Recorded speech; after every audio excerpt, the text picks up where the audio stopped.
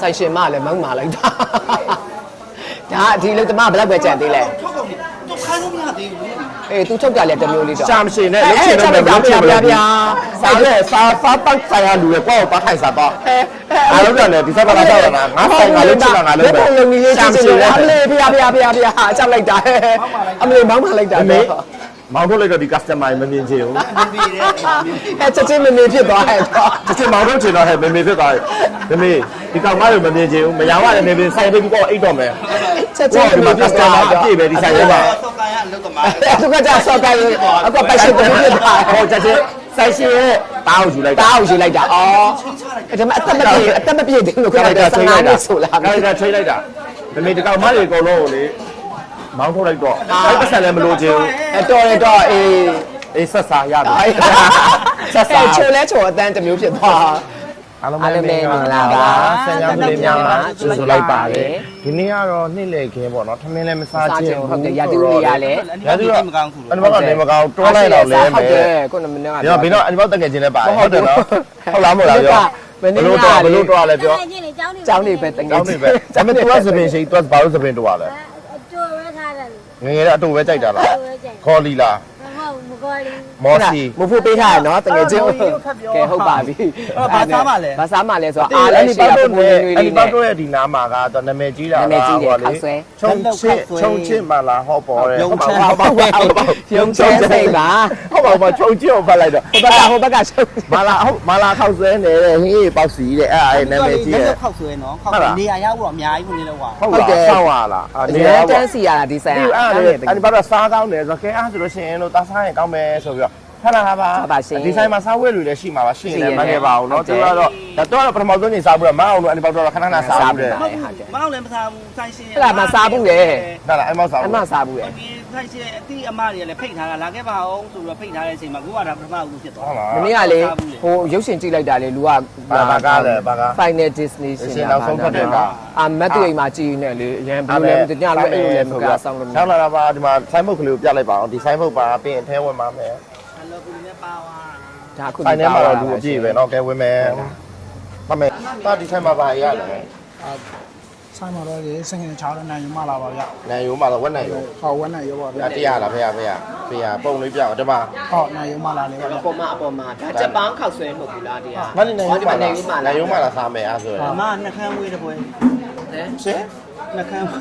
မှာပါလို့သူကြည့်မှာပါ။အမေသားနဲ့ပတ်သက်တာ။အမေသားနဲ့ပတ်သက်တာဆိုတော့ဆာမချုံချင်းမှလာအမေသားခောက်ဆွဲလေရ။ recommend ပေးခြင်းပါလေဗျ။ချုံချင်းမှလာအမေသားဆိုင်ချုံချင်းမှလာတားပေးတာတားတော့ဒီဘက်က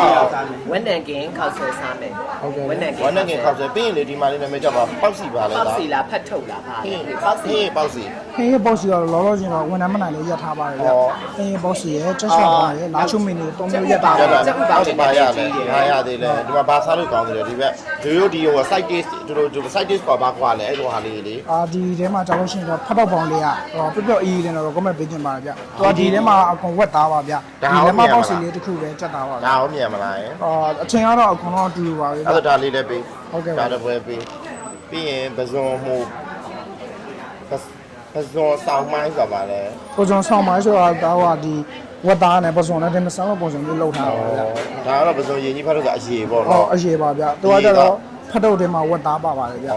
ဘာစားမလဲမဘာစားမလဲဒီအားလေးပဲစားပြီးဒီမှာဖတ်ထုတ်ကပါမှာလားဟိုမှာလိုက်တယ်လေဝက်နန်ယိုကင်အဲ့ဒါကကိုင်းမှာလားလေမဟုတ်ဘူး तू ကအကြနန်ယိုရိုးနန်ယိုနန်ယိုမှလာခောက်ဆဲနန်ယိုဘာကိုမှလာခောက်ဆဲလို့ငါးချက်ကင်လိုက်တယ်ကိုကကျတော့အမဲသားရတဲ့တိုင်တိုင်းမှာအမဲသားစားပြတယ်ဟုတ်တယ်ဒီတိုင်ရတယ်လေအမဲသားကတော့ तू ကလုံးဝရှယ်ကြည့်လိုက်ပါနော်ဟုတ်ကဲ့ရှယ်သူတို့ recommend လိုက်ပြီးတယ်စားလို့ကုလိုလာမျိုးလေးအောင်လေအေးတက်ကြလောကုလိုလ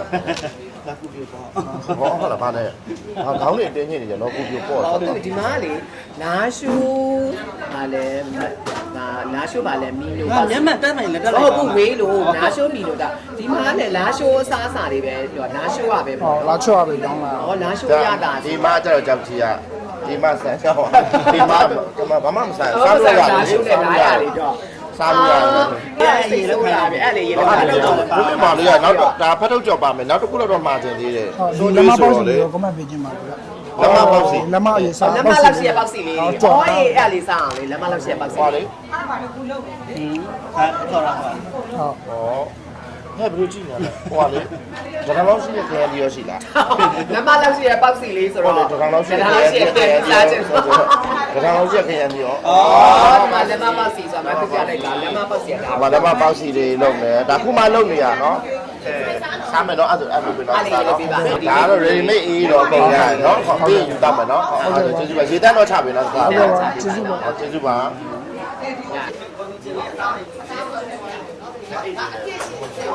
ဒီနေ့တကောင်မတွေအကုန်လုံးကိုလေမောင်းထုတ်လိုက်တော့အဲ့ပတ်စံလည်းမလိုချင်ဘူး အတော်ရတော့အေး အေးဆက်စားရပြီ ဆက်စားချိုလဲချိုအတန်းတစ်မျိုးဖြစ်သွား ဆက်စားတာလေဟိုပေါက်စီပါခွာလဲအမေက လမ်းမပေါက်စီဒါရောအော်ဒါဖတ်ထုတ်အေးနာပဲ ဒါရှင်တို့တက်ကြတော့ဟိုအစ်စ်မီနူးတစ်ဖို့လောက်ထားတယ်ဒါလက်မပေါ့ရှင်တို့တက်ကြတရောင်လောက်ခရမ်းသည် ဟဲဘာမှမကြားဘူးတော့ဒီလောက်ခရင်တည်တယ် ဒါလက်မပေါ့ရှင်တို့တက်ကကြတရောင်လောက်ခရမ်းသည်ဟဲ့ဒီမှာအစ်စ်ဆ အ န်း စ်တော့အစ်ဆန်းတော့သူအချီအောင်ချီလိုက်သေးတယ်ရွှေထုတ် ရွှေတို့လိုမျိုးဆက်ဆန်လေးပေါ့နော်ဒါစားလို့တွေတက်ကဆန်း ရွှေတော့ကမိုင်းလာပဲပါအောင်မလို့ ဟာ ရွှေထုတ်တပန်းရှိရရွှေထုတ်ဆိုရွှေထုတ်ပန်းရှိသေးရတော့ တော့နော်ဒါကလေဝါဒနာပါမဖြစ်တာနော်လက်မှုပညာဆိုတွေသူတို့မှတေချာလုံတာဒီမှာကျုံ ဒါအထဲထဲမှာထည့်တာအနှစ်တည်းရလဲနော် သမီးလေးဟိုကရွှေတော့ဝင်လို့တောင်း ထည့်တာအနှစ်တည်းရလဲမပေါင်းခင်နေအောင်စားခြင်းနေရ အားလည်းနေလုံးမဘယ်လောက်ပေးမှလဲအချိန်နဲ့ပေါ့နော်ဒီမှာလေရပြီလေတရားဆို အားလည်းနေမတူပါဘူးပဲနေရရလဲ ဘယ်လိုမစားနေတော့ကောဒီလိုလား ချေလိုက် ဘယ်လိုမစားနေတော့ အေး ကော တူတယ်တူတယ် နောက်နေ့အလုံးလာလုံးမယ်ဟိုက over ပါလဲနိုင်ငံခြားလို့အချိန်ပိုင်းပတ်စံပေးရမယ်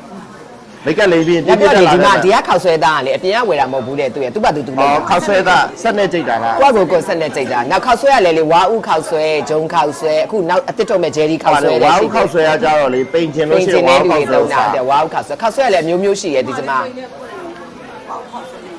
သူတို့ရင်မှာတဆိုင်လုံးလေဝါဥခောက်ဆွဲရေးစားကြအရန်ပိန်တာဆလင်းလေးတွေဖြစ်နေတာ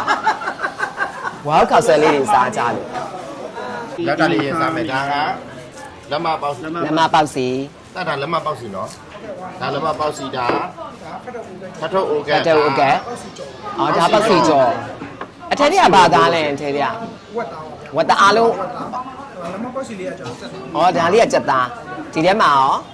အော်ဒီလဲဝတ်သားပဲဖတ်ထုတ်ဥကက်လေးကဆက်ဆန်းလေးနော်ဥကက်ကက်လေးဆိုတော့ ဝါမအလားတော့ကောင်းတာပဲ อืม အရင်ကလည်း ပြောပြန်ပြီစိုင်းနဲ့ပလုတ်ပလောင်းနေဆိုပြီး လက် တော့ မပေါက်စီရန်ကောင်းတယ်နော် ငါတော့မှဖတ်တုပ်လေးစားမယ်ငါမဲ့ဒီဆိုင်မှာထူးခြားတာလေဒီအချင်းလေးသူရဲ့ အာဘာလဲပါ ဂျင်းရဲ့ဂျင်းရဲ့ ဂျင်း ဂျင်းရဲ့ပဲငက်ပြာလေးပဲငက်ပြာရေးရဲ့ငါမြုပ်ပြီးနန်းလေးပြမြုပ်ပြီးစီချက်တဲ့အရေးလေးနဲ့အဲ့လိုလေးလုပ်ထားတာပေါ့နော်အချင်းလေး ဝါ နဲ့ ရတာကြတော့စားမယ်ဒါလက်မပေါက်စီ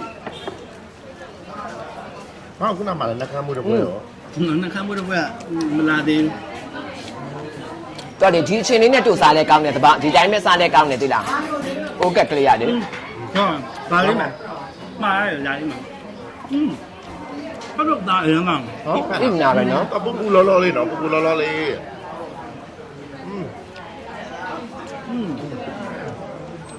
ဖတ်တုပ်သားလေးကိုဒီလိုဂျင်းဘက်လေးထည့်ပြီးတော့စားမယ်သူကဂျင်းဘက်လေးပါရဲ့အတွက်လည်းကောင်းတယ် ဝါ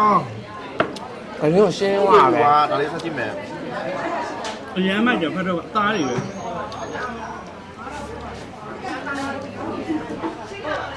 ဘူးရဲ့အစ်ဆာဝါ နော်သူ့ရဲ့ဖတ်တုပ်သားလေးအရင်အိညာပဲနော်မမအောင်နော်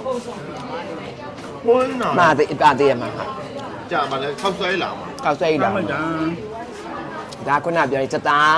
လက်မပေါက်စီ အချောင်းလေးတွေလူကလူကြီးပဲကျိုးနေရ ရုပ်စားစားဆိုင်ဆိုတော့ဝတ်သားဟောတုံဆုံရ နိုင်ယူမှာ အတူစားနော်อืม နိုင်ရုံးမလားခောက်ဆွဲ သူကနေရောမှာအမေကမွေးနေတာပဲ တော်တော်မွေးတာဟောဒါဒီမှာလုတ်တဲ့ခောက်ဆွဲနော် ဒီကဒီဇိုင်းလုပ်တဲ့ခောက်ဆွဲခောက်ဆွဲရတယ်မျိုးစုံရတယ်ခုနပြောတဲ့မျိုးတော့ဝိရှော့ကျင်တဲ့လူတွေအတွက်ကြဝါဟုခောက်ဆွဲရတယ် အာတွားလေဟွာနဲ့တူတယ်ဟင်းရည်လေးကစားလေ ဟာဒီတက်လို့စားကြ တော့မာလာဟင်းကိုအရေလိုမျိုးလိုမျိုး အော်မာလာရောက်တယ်သူကမာလာအနှစ်ကလေးကမာလာလေးကဟိုဟင်းရမာလာဟင်းရလိုမျိုးလေးဖြစ်နေတာ ဒါမဲ့လေအရင်နဲ့ထင်တာလေ စီတွေဝေးနေလို့လေအရင်အရသာပြင်းမဲ့နေတာအရသာအရင် မ မ ပြေ ပြေ ဘူး ဘူး ဟုတ်တယ်ဒီစီကအပေါ်ကမာလာအနှစ်ကမထည့်ခိုင်းနေရတယ်စီချောင်ပြီးတော့လေဒီမှာစားနေကြဆိုတော့ ခောက်ဆွဲလေးရလေပြော့ဣနာလဲ ညာပြီးတော့အမဲသားစားရဲ့လူတွေအတွက်လည်းအရန်ကောင်းတယ်အမဲပေါင်းတွေကအရန်နူးညံ့တာ ဝမ်းနိုင်ရုံလေအတုံးကြီးတယ်နော် ပြောပြမယ်လေဘာလို့အရင်အမဲသားစားပြီးကောင်းတယ်ပြောလိုက်တာကိုအမဲသားမှာကစားပြမှာပေါ့ ဟဲ့ချက်လိုက်တာမမတို့ချစ်လို့ညီမလေးတို့ချစ်လို့ထည့်ပြောတာပါ ရော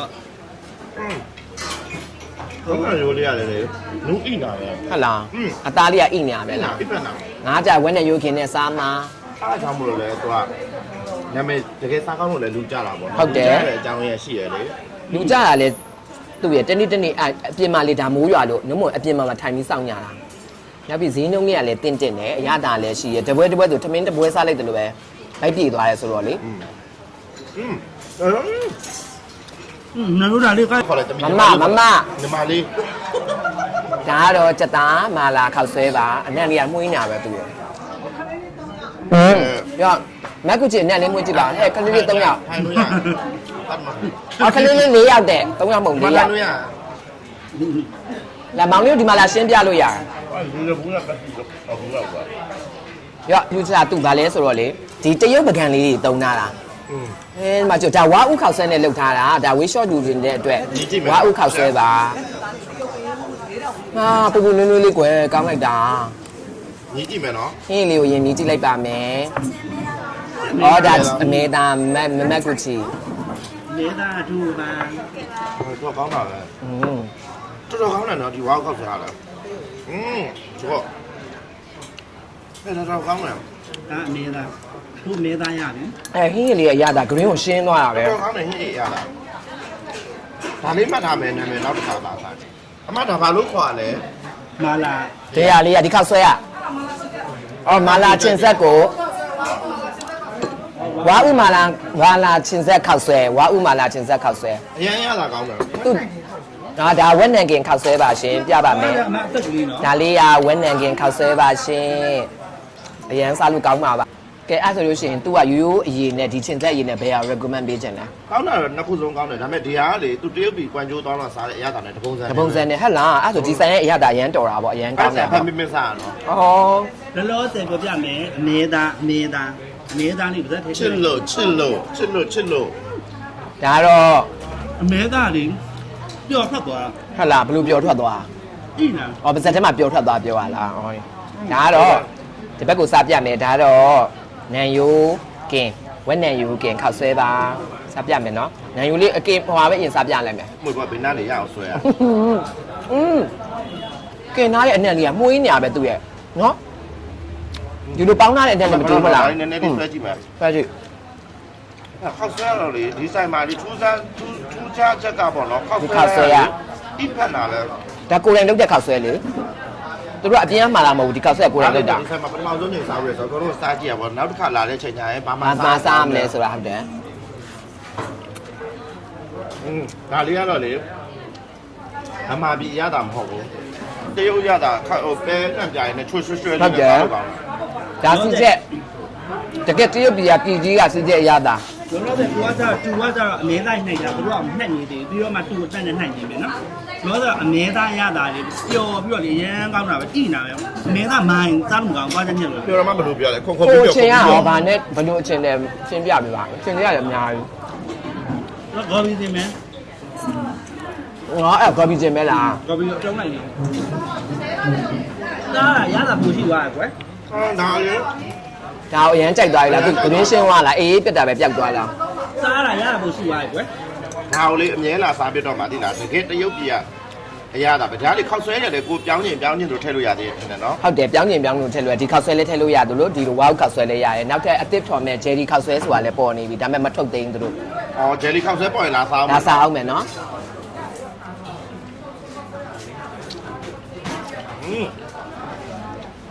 ကောင်း ရင်းကပ်ပါရှင် အမဲသားစားတဲ့လူတွေကတော့ဆရာတော့အမဲသား recommend ပေးပါတယ် မေသားအားရှိကြပါတော့ တပွဲကိုလည်းလေအများကြီးပဲနော် ဟုတ်တယ်တပွဲတပွဲတကယ်များတာဒါကဲအဲ့ဒါ ကွမ်ကျိုးရတာဆရာကတကယ် စားလိုက်ပါဦးမယ် စားပါ တော်တော်ကောင်းပါ အရင်ကောင်းတယ်သူကဒီစုရက်ခါတော့ချိုလေးနဲ့လေချိုရဲသွားဟိုအရန်ချိုရမဟုတ်လားပဲငက်ပြားရည်ရဲ့အချိုရတာ အ လေ စီရလေမလို့ချင်းလေသူတို့ထုတ်ခိုင်းလို့ရတယ်တဲ့ ဟုတ်တယ်အစီရဟုတ်တယ်အစီမထည့်ပါနဲ့အစီလျှော့ပေးပါ အစီ ဆို ရှိ ပြီး ပါ တော့ ဆိုပြီးလေအပေါ်စီတော့ဒါမဲ့လည်းစားမဲ့စားတော့ဒီလိုအရသာဒီလိုပြည့်ပြည့်နဲ့စားမှာပဲကောင်းတာဒီမှာတော်တော်ကောင်းတာသူ့လေဒီမှာလက်ကဒီမှာမချတော့ဘူး ငါရှောင်းကောလေးလည်းရှေ့မှာစားနေဆိုတော့ တော့ဒီဥစ္စာလည်းများပဲနော် ပြောရတယ်ဘယ်တော့ကဝါတော့ချက်ပြောစားသူ့နဲ့ပတ်နဲ့ပြောကြဝါတော့သား ရန်ကောင်း စားလို့ကောင်းတဲ့အရသာလေးစားပြီး blog ပြရိုက်တဲ့အချိန်မှာကိုချစ်တဲ့ခင်တွေလူကိုသူကအမြဲတမ်းတတိယ မိတ်ဆွေလေးစမ်းချောင်းလေးရောက်လာလို့ရှိရင်လေဒါကလေမိုးလက်ဆောင်ဖို့ ကျွန်တော်လက်မပေါ်မှာကျွန်တော်လက်မပေါ်မှာပဲရုံချမ်းစိန်မှာရုံချမ်း အော်ဆန်းလားချမ်း ချမ်းမှာဘယ်ကချွမ်းထွက်လာ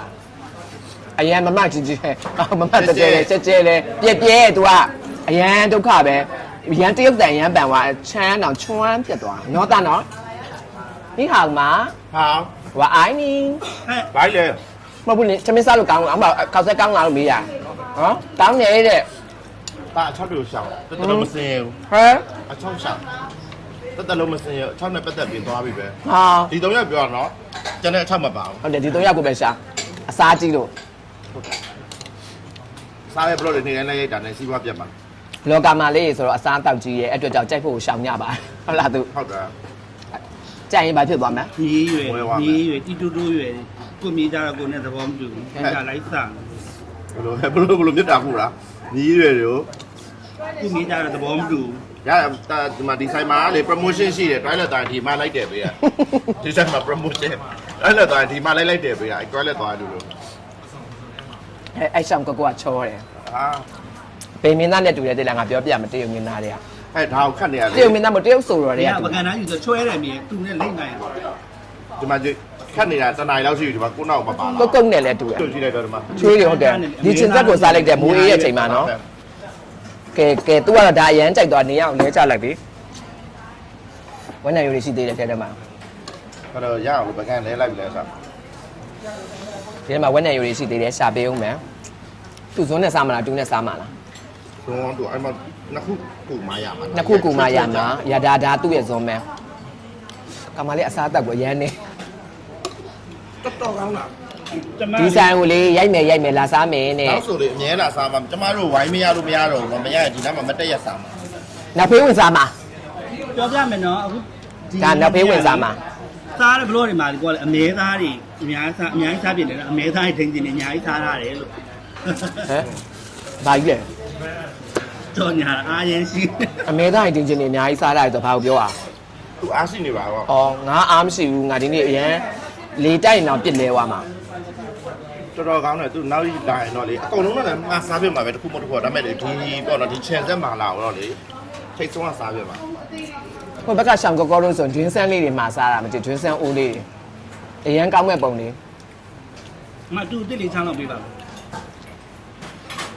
တိလာမဲ့သူဟိုဘက်မှာဒွင်းဆန်းအပေါင်းလေးတွေလည်းရ တူတစ်လေး။ဟုတ်ပြီရပြီ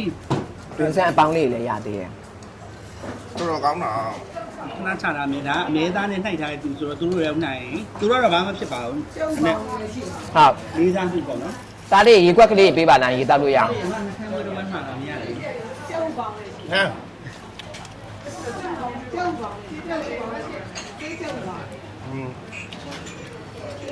။ကျတူညွန်းနဲ့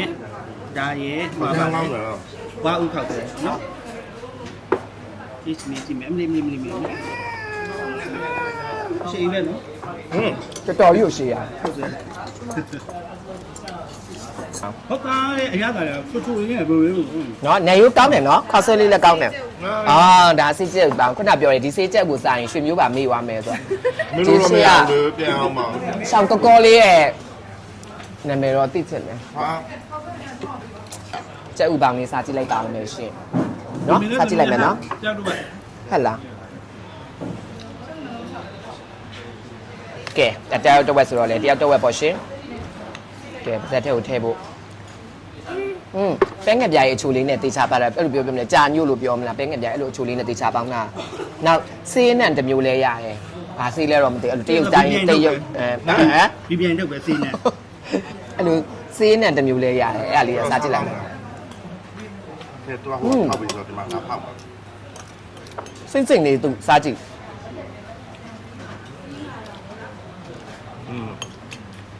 ဒီဇိုင်းရဲ့ဒီစိတ်ကြောက်ပါအောင်ဝေဖန်မယ်ဆိုရင်တော့သူများဆိုင်နေစိတ်ကြောက်ပါအောင်မာဇက်ဇက်ထွတ်ထွတ်ဒီဇိုင်းရဲ့စိတ်ကြောက်ပါအောင်じゃအီဖက်ဖက် အေးပပက်ကလေးဟုတ်တယ်အဲ့ဒါကိုပြောချင်တာ ကြောက်တော့ဝက်မယ်လို့ဆိုသူမရဲ့စေတနာမှာကြည့်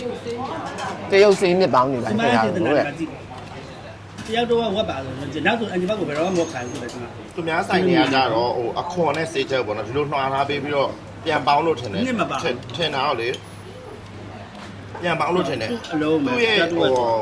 ဘဲဥတွေကကြက်ဥတွေကလေဟိုဂျယ်လီနဲ့တူတယ်ဂျယ်လီလေးနဲ့ဂျယ်လီဘက်ကလေးစားရတယ်လို့ပဲ ဒီမှာစေးစေးထီတုံးလေးဂျင်းစင်းတုံးလေး အဲ့လိုဟိုကတိုင်းသေးမြစ်နဲ့တခုခုလိုမျိုး နော်မွမွေလေး တောက်ထားတယ်မှာကွာဘာဖြစ်လဲမသိဘူး ဟိုင်း ကိုအားရှိပါမယ်နေလေဂျင်းစင်းနဲ့ပေါင်းတာအဲ့ဒါမကနေခုနအတုံးလေးစားမိရဲ့ဂျင်းစင်းတုံးလေးလားမသိဘူး အလွိုင်းဆိုင်လေးဖွင့်တဲ့အချိန်လေးကလေမြန်မာလေးပဲချိန်စားဖွင့်ပြီ ဟုတ်ဆိုင်ကမနက်9:00နာရီစဖွင့်ပါတယ်မနက်9:00နာရီကနေပြီးတော့ည8:00နာရီထိပါ အော်မနေ့ကည8တီကိုတောက်ချဖွင့်တာပေါ့နော်ရတဲ့အစားတောက်တွေကတော့